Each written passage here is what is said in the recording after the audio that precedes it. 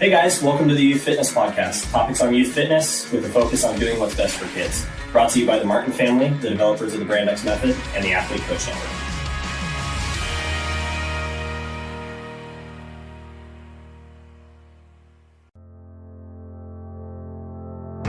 Youth need great coaches now more than ever. Brand X has dedicated themselves to doing what is best for kids for over 2 decades and now offers mentoring, education, programming, and resources in one smart package to empower coaches to efficiently deliver world-class youth programs. Check out their plug-and-play options and join the Brand X family today. You plus Brand X equals youth program success.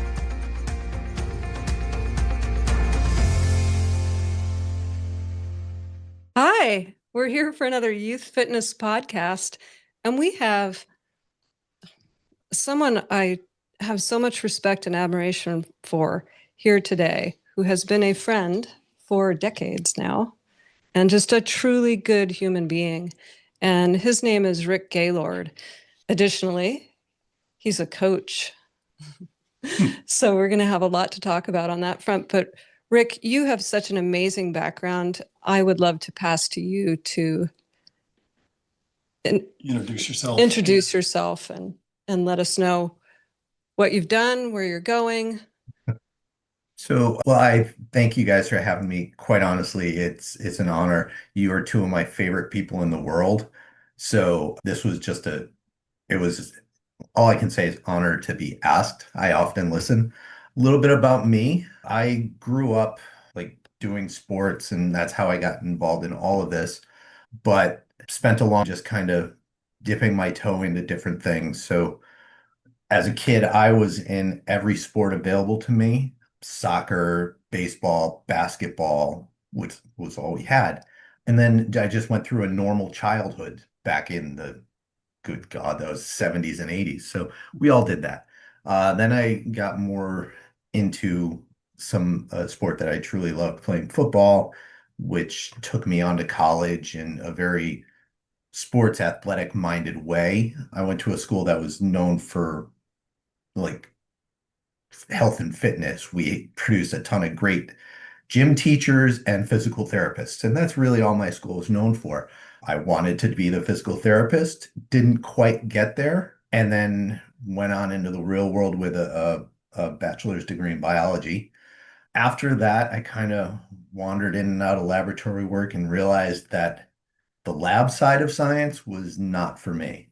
I did some work in biodefense and some in pharmaceuticals, and then I got extremely lucky and fortunate to be in the right place at the right time, where I was hired into federal law enforcement. Spent 20 plus years doing that, but that moved me all over the country. That allowed me to meet my wife. That allowed me to meet the two of you. And it allowed me to just see some of the great things around the country and the world. So I've been very fortunate and just recently retired from that. And now I'm able to get back into some of my true passions, which is coaching and athletics, and just kind of helping others to learn and being on kind of a lighter side than I'd been for the past 20 plus years. So it's been an interesting journey. Took me a lot of places that I never would have imagined as a kid growing up in New England. Everything there just seemed really small, and especially looking back now, because like you said, I've been all over the place, all over the country, living up and down both coasts, and it's just been a fantastic ride. And I'm hoping that I'm able to help some other kids specifically see that way out of their kind of small little world and push for bigger things. I'd love to go down the federal law enforcement and discuss that, but let's put that aside for personal time and Right. Maybe jump back to college. So you were in football. What else did you do? Was it? So I went to college to play football. I was a running back and linebacker, and then Going into my sophomore year, I got injured and I broke my hand, which makes it a little bit hard to run with the ball and harder still to kind of tackle people sometimes because you can't really get a good wrap on it. So then I transitioned away from that and got involved in track and field. I was a thrower. I threw the shot put and the hammer in college. Did that for 2.5 years. So it was I had done that in high school and I had thrown the shot put and the discus in high school, but the hammer was a whole new thing. And so in this kind of new environment where it's much more intense and much more focused than high school, I learned the new skills and it was kind of cool. And I very much dug into the technical aspects of it. I think a lot of people feel that throwing is all about strength and power. Hmm. And I feel that like our background with boxing and kickboxing, that it's an awful lot about technique Hmm. and Finesse. how to apply power or how to apply force to the ground to generate power. Yeah, it's very funny because you see, especially like shot putters, they're enormous, especially the ones right now. The best in the world, Ryan Krauser, he's 6'7", 300 plus pounds. The number two guy in history, Joe Kovacs, he is enormous. He's, 900 pound squat, 600-pound bench press. And you're like, they're just monsters and it's all brute strength. Absolutely not. They're like dancers. I mean, 6'7", moving across a 7-foot circle, essentially rotating your body uh, 1.5 times and then generating that much force to throw a 16-pound ball 75 feet.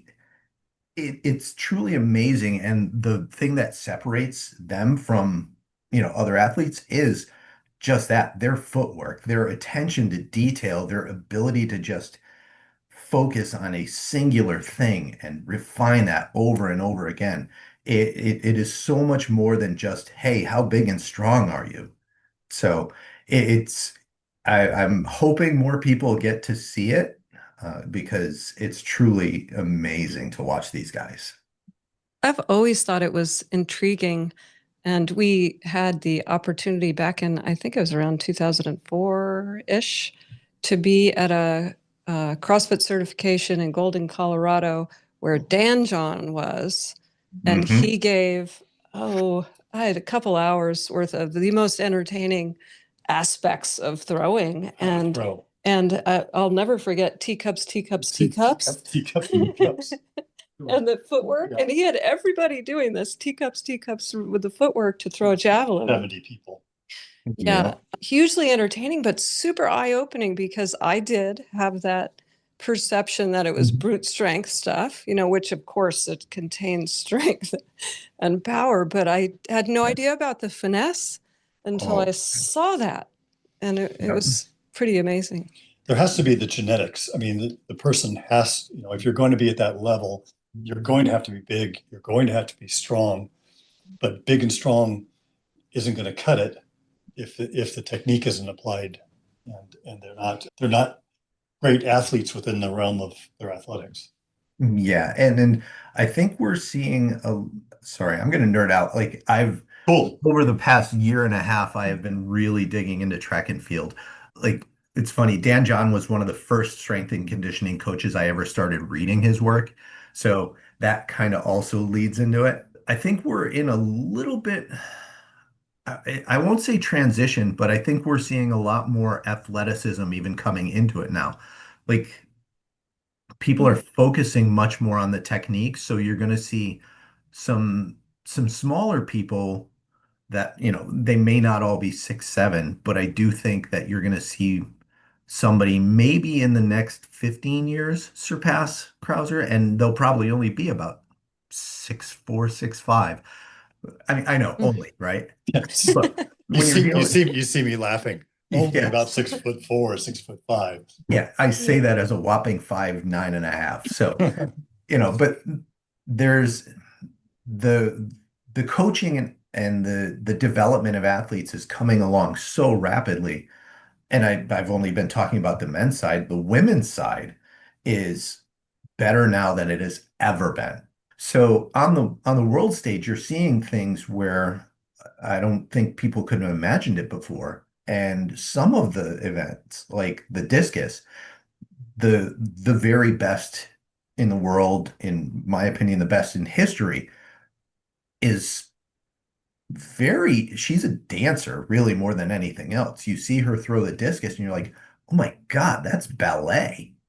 And she's not a huge person. I mean, she's tall, like 6 foot, but very thin, just very athletic. And I think we're seeing Mm. more of that athletic frame and more of the athlete coming through in the throws, especially on the women's side. Interesting. Do you know about any specific cross training, sort of the complementary sports side of what people would do for those particular hammer, discus, shot Mm. put? So what other sports might they be in? I think you do see a lot of people coming from some of the more power sports backgrounds, like especially on the guys' side, there you see a lot of football players coming through. However, I think on the women's side, what I've seen more at the high school level, not digging totally into the background of everybody, is you've seen more of the sports that bring the power output, like a volleyball. Uh, Mm. Volleyball players tend to be good throwers, just simply because throughout their previous sports career, they've been developing that explosiveness. So I think that's those feed really well into it. And you learn a lot of other things through other sports that really kind of help you, your footwork, your ability to work through different issues. I think just a general athletic background puts you ahead. The athletic background, what I saw, so I started first coaching when I was in college. My senior year, I was an assistant track coach at a local high school. And what I remember, there was a very, very definite gap in athleticism between the boys and the girls. So the boys, most of them had grown up doing a lot of sports, and kind of like my childhood, they'd been kind of a little bit of everything and they knew how to move. The girls were very different because back then sports weren't quite as prolific on the female side. I fast forward now, it's kind of leveled off. I think the girls have come up significantly, but I think the guys have come down. I don't think there's as many young men that are getting that well-rounded athletic background. The So, multi-sport mhm. athlete. Yeah. Yeah, yeah, I think people get tracked into a sport way too early. And I know we've probably talked about this in the past, but they get so focused on this one thing, and we miss out on a lot of potential for others. So I think there's probably the the next great thrower may never ever find it because they're so focused on one thing. I know we've talked in the past about how you had your daughter in so many different sports, just moving from one sport to the next and the next. Mhm. And really what that developed in her, like what we kind of sitting back and just watching her be so different than some of the other young ladies who were maybe either didn't play a lot of sports or played only a specific sport. And then as she got into high school, she stepped into this throwing and Yeah. has excelled there Mhm. over the last few years. Yeah, so I think I never pushed her to try and do any particular sport per se, but I wanted to give her the opportunity to do everything. So I think one of the first things she ever did was called Little Scoopers. It was lacrosse for like 4-year-olds. I never played lacrosse. I'm terrible holding a lacrosse stick. Awful. She went out, she picked it up. Wasn't great, but she's 4, so who cares? She had fun doing that. She only did that for like a year or two, went on to soccer, didn't really care for soccer, then started baseball, basketball, volleyball. And really, my thought as a parent at that time is like, okay, just encourage whatever she wants to try, go do it. You know, you're not gonna lose by being out there and being athletic and moving around. That nothing but good things will happen. And she just kept blossoming. And I mean, she kept busy all the time. Even going through middle school and high school, it was early high school, it was softball and volleyball and basketball. And then I think it was her sophomore year. She's going into her senior year now. Her sophomore year during winter, she wanted something to do. Didn't want to play basketball. She just kind of gotten over that. So she went out for indoor track. Well, she was really pretty good. Or no, that was her freshman year, the end of the winter of her freshman year. She went out and just, even not knowing totally what to do, she qualified for one of the freshman nationals. In track, there's like 3 different national competitions, and they all try and do things to just get people to attend and go to it. And it was great because it was kind of local, and she qualified for the freshman nationals. So she went, did that, and it was really good for her. It kind of opened her eyes to something that may not be a traditional route for or traditional sport for her. And so far, she's done nothing but great things. She took second in the state this year in the shot put indoors, and she just won a state title outdoors in the discus. So That's fantastic. yeah, Congratulations. sorry. No, I Thanks. just want to say congratulations to her and her coach. Yeah, humble dad brag right there. That's what that was. No, You earned it. worked, She earned it. she's earned it. I mean, really, it's not me. It is her. She's earned it. She works really hard at it, and the good thing is when you work hard, it pays off sometimes. Your description, I couldn't get out of my head thinking about what we know about development, and at the beginning you talked about travel and seeing the world outside of yourself and seeing how big it is and how much there is to see and learn, and that whole idea of exposure and exploration. And that applies to human movement, sport. And we find time and time again that the more exposure and exploration that a child has, the more tools. I mean, it seems, I feel so trite saying it. It seems so obvious, but so many people or parents just somehow stay in their silo of one sport. And It's we just really hard keep to break seeing that. this It's really hard beautiful to break that because thing. it is. I know we've said it before, but it's that circle of doom. You have the coach who wants to win. They're oftentimes their job is dependent on winning. You have the kid who wants to play, and you have the parent who's being told by the coach if he doesn't play, they're not going to get to play anymore, and all that. It just kind of circles on and on and on. So the kids get siloed into one sport. But time and again, we hear what you've just described as, a kid who plays multiple different sports and exposed to different things can just step into a different sport and excel. Yeah. I remember a couple of years ago, I forget which coach I was reading an article, and I forget the coach, but they said they look for the multi-sport athletes because it just makes them more open to learning new things. It's not, they're ingrained to be athletes as opposed to, this is how I swing my baseball bat. I've been taught for 5 years, this is how I swing my baseball bat. Instead, you have a kid who's like, okay, I'm going to play baseball, but then I go on to do these other things, so I'm not only ingrained with that one movement pattern. And I think it really does help. From my perspective right now as a coach. So I forgot to say that I am a high school track coach coaching the throws, shot put, and discus.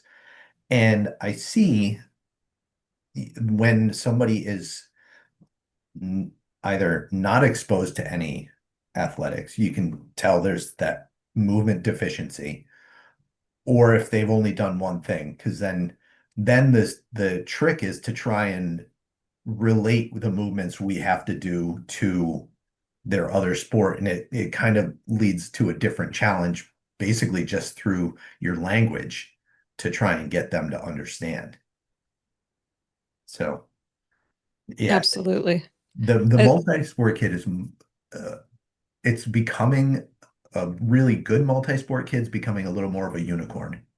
So hard to hear. Yeah. At the same time, though, we hear more coaches have started, as you said, have started to look for that, because I think the trends get seen, by coaches who are working on the ground with kids right away. They start to see what's happening, and so the coaches know. Yeah. But then there's a kind of a long lead time for parents to see it. Well, I think the coaches have to be pushing it toward the parents. And my observation is just slightly different than yours. I think that what we're seeing is a lot of coaches who are on less popular sports acknowledging this, but we don't see, like, the major sports. I don't see a soccer coach going like, you know what, the kid needs to stop doing soccer and go out and play tennis or do something else.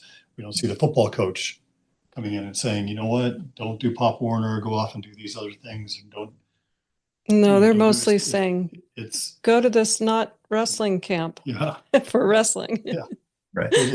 So what I feel like I'm seeing is we're starting to kind of chew around the outside edges here. Eventually, we'll get to the major sports, but right now, what I'm seeing is coaches who are doing some of these other less popular sports, or less sports that are in the mainstream, not the big four.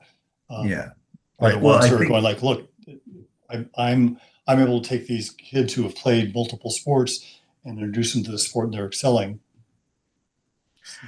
I think you hit on it before, though, why we're not seeing a lot of coaches that are really, expanding it, because there has become such an industry of travel ball and telling people that it's like, if you don't start by the fifth grade in travel ball, you're never going to get to the top level of your sport. And I don't know if there's not enough parents that actually understand that that's just an absolute lie, and they're just trying to keep their job and improve their program or whatever. Or, a lot of parents really do buy into it. But I think the more awareness that we bring to the world of, like, tracking really early is actually kind of detrimental to your kid, I think the better off it's going to be. But these people have built an industry, and that's their way to make, I won't say make money, but make an impact. Because I don't want to put bad motivations on these guys. They want to. I think a lot of these coaches truly do believe that this is the way to get kids to that level.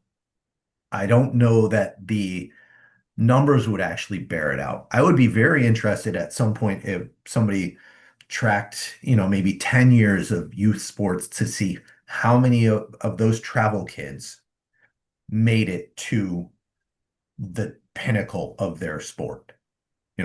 How many travel soccer kids from the fifth grade actually do make it to, we'll even say, college. That was, to me, there are all kinds of statistics out there on that, and it's staggeringly few.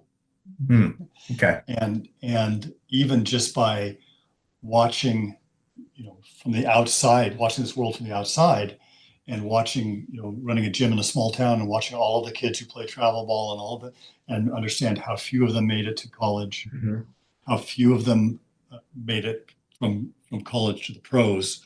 It was staggering. I think we had one kid in our gym who ended up playing pro ball, but I probably had, 30 kids who played travel ball at some point, Right. and I remember talking about this not specializing and being able to just, if you don't specialize, if you learn to be an athlete first, and then Mhm. you apply that to athletics, that you can walk into different sports. And then remember talking in a setting with some coaches, and we're talking about an athlete that came out of our gym that didn't really play sports in high school, walked onto a college campus, D1, and tried out for rowing and made the rowing team as a freshman, made the varsity team. And there's a whole great backstory to this, but it was pretty incredible. And what she did, she rowed as a varsity rower all 4 years, and stunned the coaches up there. And this one guy, remember, raised his hand and said, but that's not a major sport, so that doesn't count. I was like, well, Yeah. so you have a pool of 100 kids who go through travel ball, and one of them makes it, or say 10% make it to college. Well, what we know about the other 90 that didn't make it is that often those kids fall out going like, I don't have a path to any athletics, Right. and I don't even understand how to live a healthy life, like a Yeah. movement rich healthy life. And we've seen this. It was one of our original missions when we started the kids program back in the Last 2000 century. last century, 2003, 2004, was that we were seeing these kids. We wanted to give these kids who were athletes a pathway once they were done with their athletics to a healthy life. So I will say one of the go back to one of the original times we met. Actually, it was about 18 years ago. My wife was already friends with you, and when we got married, she brought me out to your gym, and I was a little skeptical, not gonna lie, but You were That's let's put okay. it. That's You actually the were you best. were kind, but very skeptical. Let's put it that way. yes, because Yeah. because like I Oh said, no. I grew up in this world of just trying everything and doing everything, and why do we have to try to teach people to move? You should already know how to do that. But when I saw what you guys were doing, I I guess I was more than enamored because I'm an early adherent, I guess, to your philosophy, and I just embraced it. And so my wife Arlene and I, we worked out with you for several years till we moved out of the area, but I always follow what you did, and I always loved to learn more from you. I mean, I come back whenever I have a question. I won't say a problem, a question, a challenge. I know I've got you guys as a fantastic resource, especially with kids, because you know, my daughter was my first athletic child, and I figure my son is not as athletic, great kid, just not as athletic, has many other talents. So I know I can come to you and get this because I'm getting the best. And I was one of the early coaches in the Brand X method, right? And I used that with her coming up, and I've used it with other kids. And found interesting. One of the kids, I've been on and off coaching Brand X method just because of my workload. But when I could, we would do it at a local gym here in Virginia. I just heard from a kid's dad like a month and a half ago, 2 months ago, and he was working with us when he was 4 years old, and he was kind of on this a little bit on the spectrum.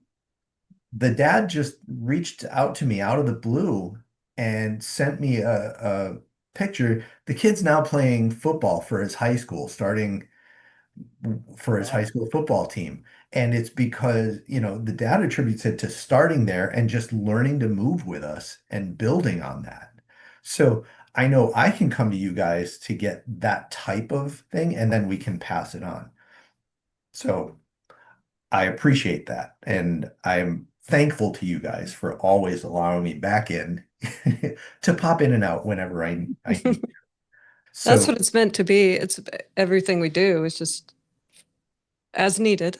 No, yep. it's there. It's as needed. We wish, or not just wish, we spend all of our days really trying to get more people to look at the seriousness of movement exposure and patterning the right ways, starting at the beginning.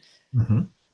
And as you have mentioned, things are not necessarily getting better out there for kids and movement. So it's still a big mission to keep talking about it and making sure it happens for as many kids as possible in all the ways. And just a side note, we miss having a gym where we interact with great people every day. I have to say that. And you and Arlene, amazing, Yeah. amazing, and some of our favorite people. So we closed that gym in 2018 before all of the nightmare. and, Before the rest of the world closed. Yeah. So good timing on that, but that was a 20-year run. But that is now 7 years ago. So Mhm. so that's the hardest thing for us because we're coaches. That's our main, that's really where our hearts are, is in the Right. actual coaching, not in administrating things. So yeah, our heart is with you on the gym space and being there, and then those stories coming back years later. Mhm. It's pretty lovely to know that you had that impact. Well, So and I will say I took it with me wherever I went. I've used your method of instruction on adults and children. One, I opened up a small group using your stuff at in our federal law enforcement job. So we almost got run over by the director one time. But what that did was he saw us and he's like, "What are they doing?" So we kind of introduced him to it and then ended up getting a whole gym set up for our our group. So That's fantastic. yeah, sounds no, like a great. good strategy. Yeah. Yeah, almost get hit by the Yeah. director in his Yeah. detail. Yeah, Yeah. sure. That's awesome. You know, For um, liabilities, we have to get them out of the garage. yes, take them out. Uh, Upgrade. you were talking about multi-sport athletes, and one of the Mhm. things you said was they were adaptable, that Mhm. they presented adaptability, which brings me to the idea of character and kind of some of the ideas that, to me, characters and traits are things that are kind of a person draws on Mhm. to be the person that they are, and skills are things that we teach. Yeah. And so early on, and one of the things I still think is really, really important to both of us, early on, we used to say that, like if a kid leaves our gym and they have a beautiful squat, it's not nearly as important as if they leave the gym as a good person. Like we want to teach them character traits. We want to teach them how, diligence, perseverance, resilience, goal setting, Kindness. kindness, Yeah. definitely. And so for me, one of the things there's a couple of things I would like to talk about. Like, what are the traits you would look for in a youth athlete that you want Uh-huh. to coach? What are the traits you want build in your kids? Because you can get a big guy in high school and have him throw the discus, throw the shot put. That's great. You can probably take most of those kids and teach them the footwork that they need and things. But the idea that a kid comes to you and you go like, and you teach this kid to work hard and Mhm. and to go, the footwork's important, the Right. detail's important, and I'm going to put my mind to do. So what are those character traits? Let's talk a little bit about that. Okay. So I, I'm going to say I have ideas that I want to do. I will say I did not meet my own expectations last year. My first year of coaching a high school team, it's drinking from a fire hose, trying to figure out the culture, the kids, all of that. it was a learning experience. I will say it was like a 7 month long learning experience, a daily intensive in human interactions. And I learned so much that I think some of the kids will come back this year and they're going to be like, wait, it wasn't like this last year. The characteristics I would look for is that the perseverance and respect for one another. Like those two things. So we have the working through the athletic side in the perseverance, but also the respect for one another. I think that to me that it turns almost into, if they respect each other, they're going to help each other through things, and you build some of that perseverance as a group. It's really hard to build perseverance on your own as a kid who's never been through it. I was talking to another coach the other day, and I said it about the actual technique of throwing, but it's also more than that. It's the culture of athletics. If you haven't had it modeled for you, if you have not been part of a culture or a group where everybody just struggles together and they pull each other along, it's really hard to develop that on your own, in my opinion. If if you're just a singular isolated kid, you can learn to work hard and you don't necessarily think more of it than that. But if you're working hard and other people are getting better and they're not necessarily working as hard as you, in your opinion, I don't think you're necessarily going to build that perseverance. I think you're going to go towards the group think and go towards what seems to be working for those kids that may be better. So I think that's one of my biggest goals this year, is to develop that culture more so of a team unifying uh, camaraderie, which quite honestly, in kids that I'm seeing now, it's a lot harder than I anticipated it would be. And I'm not sure why, and that's still something I'm trying to figure out. So Well, we blame everything on tech, so we could just throw that under the bus right now. you can. I think there is some truth to that. I think there's some aspect of dissociation. Like growing up, we had that instant feedback of, if you said something hurtful to somebody, you saw their face, you saw them fall. I think a large portion of the interactions now with youth are in a situation where they don't get that instant feedback, so they almost become numb to it when they see it. They're like, well, this isn't anything different than I've said 1,000 times online. So that in-person interaction it almost blows by them. Yeah, I agree. I So needed. I have watched for almost 20 years you and Arlene, and when we're together, I watch how you treat Arlene and how she treats you, and I know that we have people ask us, how do you guys live together, work together, play together, or do all of these things? And it's just you've been together for 30 plus years, and I think it starts with this idea of respect. Like if Mikki bumps into me in the hallway in our house, she still says, excuse me, like that. And yeah, because it's courteous and respectful. And I think right. Early on, I know in our gym, I dealt with the teens, and they are, it's just by nature, everything about them is sarcastic and harsh, and that's how they treat each other. But having the discussions with them up front and having discussions before, like, look, you're going to work together, you're going to do this as a team, you're going to have this, you're going to, and then I would remember stepping into some of the discussions, like, okay, that's not how we should be talking to each other, should it? Should it be? Right. And really over time, it certainly doesn't happen in the first 6 months or the first year, but over time, you develop a culture where this is how we treat each other. This is how we work together.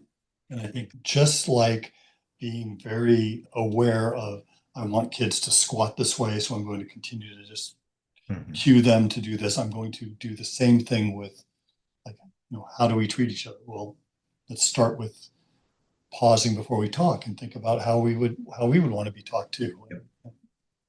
And I think over time, then it becomes innate, just like the squatting correctly becomes innate. Mhm. Treating the people around you becomes innate. But we're starting in a different place today because kids don't have as much time face to face or playing after school and doing those things that they might have done 10 years ago. Yeah, I was just sitting down and starting putting my thoughts on paper for that initial meeting this year with the team when we start. I mean, we'll start in November, and I'm trying to craft that message right now so I can keep refining it because it I've found that if you don't get kids right away, like some of those first interactions you have with them, they may be lost. Like, well, I won't say lost, but it is an uphill battle if you don't get in right away and have that conversation and set those expectations. And you have to do that right up front. And I've already started writing down kind of what my expectations for everybody this year, and to give them what they can expect from me. Because I think that's important too. And I think you're right. Setting those expectations and trying to enforce that culture early, it may be a lot more enforcing in the beginning, and then the best you can hope is that it builds and you don't have to enforce because your kids that have been there for a while, they enforce it for you. I know we saw Right. that in your gym, right? Yep. The kids who've been there a while, they knew what was expected, and they kind of made sure that the new people knew what was expected. When we say enforce too, I think that, over the course of 20 plus years of coaching in the gym, there was very few times where I was what I would consider like what people think of enforcing, like yelling at somebody Yeah, to behave. It was more very quietly like, hey, right. Joe, kind of standing next to them. Hey, Joe, next time you talk to the guy, why don't you say this? Or is that how you would want to be? That's the kind of discussion we would Yeah, have.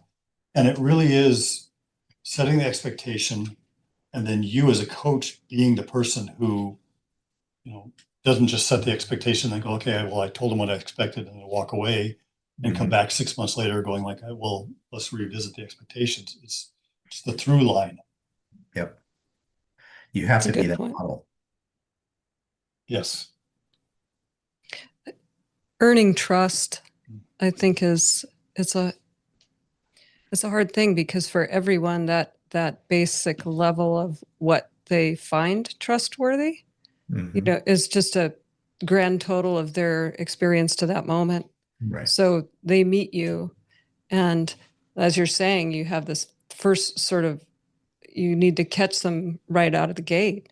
And so that's a hard thing. You think about when you're talking to somebody coming into a gym or into a classroom and what your pitch is to a different personality or different demographic, but you have no idea what their trust experience is, and you have no idea how prickly they might be, or that you might say a word that will just set them off. And teenagers already are sort of in that, raw Right. place where, and they have different, the culture's so different. We could use a word that was an okay word like 2 years ago, but that's not okay now. And that's fair. Yeah. I'm not dissing that happens, but we might accidentally say something that would be lose trust with a young person. Right. And I will say on that aspect, one of the things I'm actually I have zero problems ever saying I'm sorry.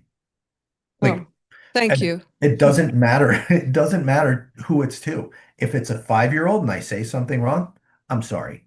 If it's a 15-year-old and they react harshly and we look through it, I'm sorry. I think part of the problems, and I know I look back at the coaches I had when I was a kid, it was a very different mindset. It was a mindset of you will do what I say when I say it and faster than I want it done. Or I'm going to scream and punish you and all that.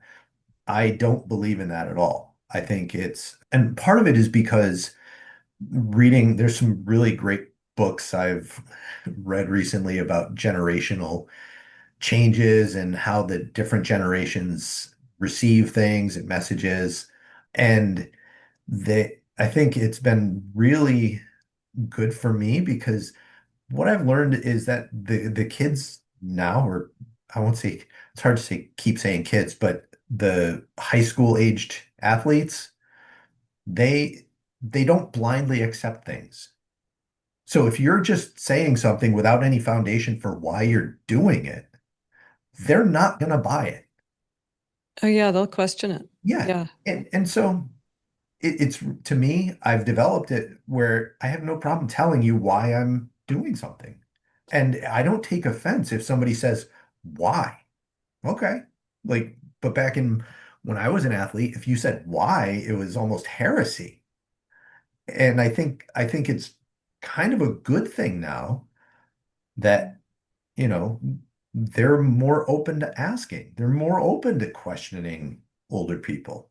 That's okay with me. Hmm. And someone says why, I say good question. Mhm. Here's the answer. You're thinking about it. We're having a Right. conversation. This is a real interaction if you're asking me questions, Right. right? Right. Yep. That's good. We want that. Yeah. To me, it comes down to treating them as, they're young adults. Treat them like young adults. They are allowed to ask questions. They're allowed to, within reason and appropriately, push back on things. That's fine because I should be confident enough in what I'm teaching to go through the rationale with them. You never know, you might learn something. Yeah, exactly. Exactly. Yeah. I hope you do. I hope we do.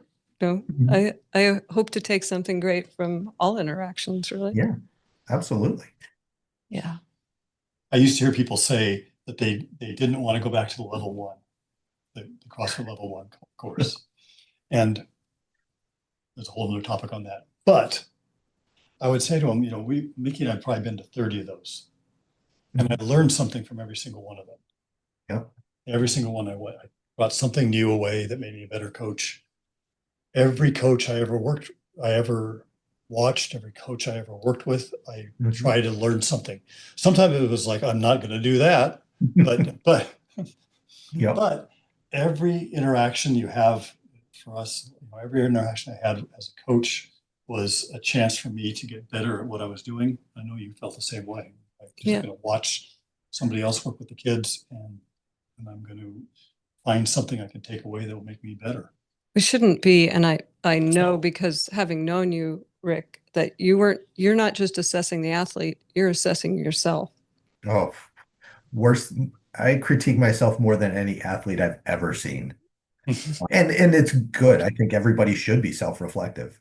Like you said, you learn from everything. So one quick little thing I hope more people think about is taking the technical parts of the gym with old and teaching it to non-physically literate high schoolers when the ultimate goal is athletic performance, right? So and this is what I'm working on right now, is trying to figure out how to take athletes who have not done a ton of weightlifting or any other athletics and teaching them some of the uh, very structured and demanding physical preparation we need, with the ultimate goal still being athletic performance and getting the best athlete and team out there. So I would say that's just something that I'm working on right now, and I appreciate it. I talked to one of the other coaches in your network, and he gave me a lot of good ideas. But I would say if you're ever dealing with new coaches, that is a struggle. That's one you really It's, have to think about. I think it's really hard. It's hard to do that. But if you back off and look at it from the outcomes I want. Yeah. What are the outcomes I want?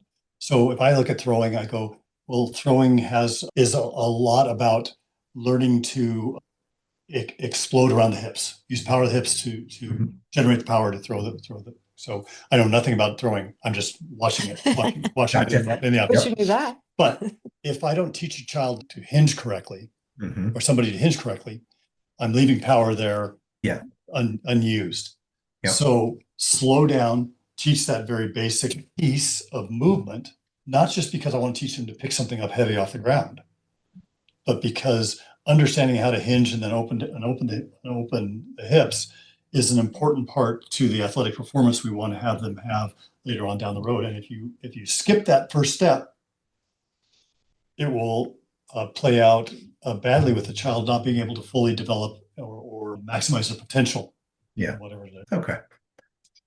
Yeah. Yes. I feel for you though, because wanting to do all the things and do them all correctly within a certain amount of time and 40 personalities, and some of them not, because it's a high school, it's not a gym, don't want to do it. And and then some of them are really physically literate and many of them aren't. And it is a lot of planning and detail to get that to work. But you did talk to one of the best out there doing that. Yeah, I did. He's been really helpful. He's pretty amazing. I think that leads us to closing out this particular podcast, but also with the idea that maybe at the end of 2026, coming back and discussing Did you just give an assignment? Yeah. At the end of the 2026 spring season, coming back and talking how this went. I absolutely. I'd be happy to. Awesome. I'll even kind of lay out in that one what I did and what I found worked and didn't work. Awesome. That would be spectacular. Okay. Man, it's good to see you as always. It is so great to talk to you guys. It's been far too long in person, so we will hopefully try to fix that soon. Yeah, yes, agreed. I think we can agree on that, making that attempt together. Thank you so much for joining us today. All right, thanks for having me. Welcome to the Athlete Coach Network, a new connection-based training platform that breaks down regional barriers and connects coaches and athletes anytime, anywhere. You're an athlete and love to push yourself. Who's guiding you? As an athlete, you can filter and search our library to find the perfect coach, or sign up for a membership to get video feedback and comments from our coaches all over the world. As a coach, you can set up your profile and advertise your credentials, set your own price for video reviews or direct messaging to ensure your rates reflects the value of your time. Welcome to the Athlete Coach Network, and welcome to the future of sports coaching. That was a Youth Fitness Podcast, topics on youth fitness with focus on doing what's best for kids. Brought to you by the Martin family, the developers of the Brand X Method and the Athlete Coach Network. We hope you guys enjoyed that episode and you listen for more.